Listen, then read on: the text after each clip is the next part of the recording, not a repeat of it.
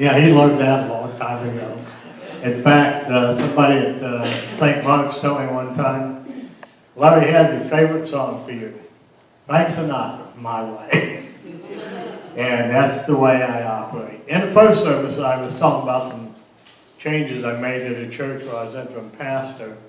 But you know, this is a much younger group.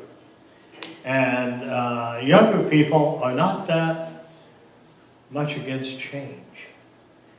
And by the way, the reason I have a GPS, I'm not smart enough to even turn on a smartphone. I got the old flip phone.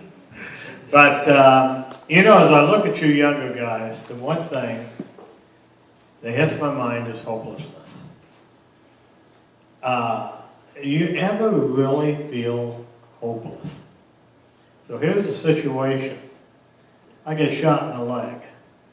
I'm picked up, thrown on the back of a truck. They wouldn't even let the guys give me, the medics or anybody else, give me any medical treatment. So I've got a badly broken leg. I'm hauled off like a piece of meat for several hours to a compound where they have wooden shanties. Each one stands alone. About 8 by 10 would be the biggest they would be.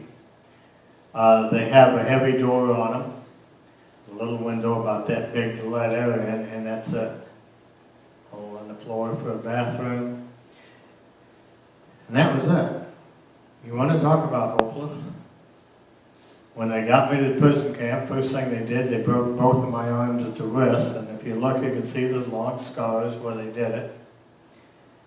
So I got a broken leg, 2 broken arms, and no medical help. And then when I finally do recover from that, they take me out, and they strip you down naked, hang you up, beat you, do different things. And one day they threw me back in that cell. I mean, how hopeless can you get?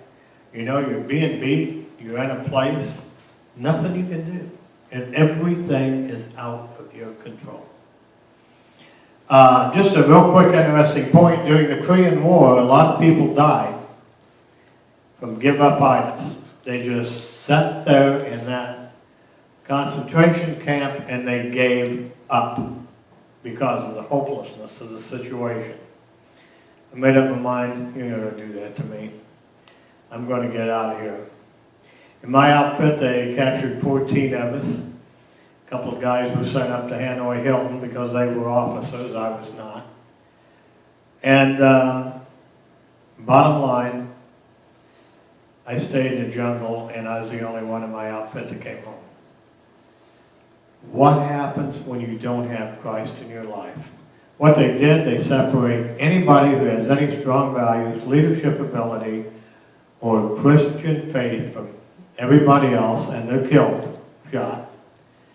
And pretty much everybody else, this is the Korean War, were out there, and they gave up. And they said a guy had a particular look on his face. He just lay there on the floor, give up, within a matter of hours, he's dead. So the one thing that I really encourage everybody is have strong beliefs in Christ. It makes all the difference. So they take me out one day, and I'm not even going to go into detail of what they did and make you sick to your stomach. They threw me back in that cell, and I laid in there and I cried like a baby for 3 days. And I made up my mind the next time a guard comes in this place, I'm going to grab him, snap his neck, and be done. And believe me, I could do it. I have several black belts and I've taught martial arts for years. So, while I'm in there crying, making up my mind what I'm going to do, I heard a small, still voice, "Don't blame them, blame me. I died for them too."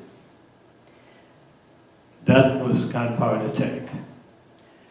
And as I began to feel sorry for myself sitting there, I felt like, God, you've abandoned me, you know?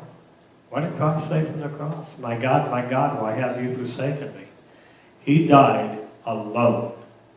And when I was trying to say the same thing, he said, "No, you're not. I'm here."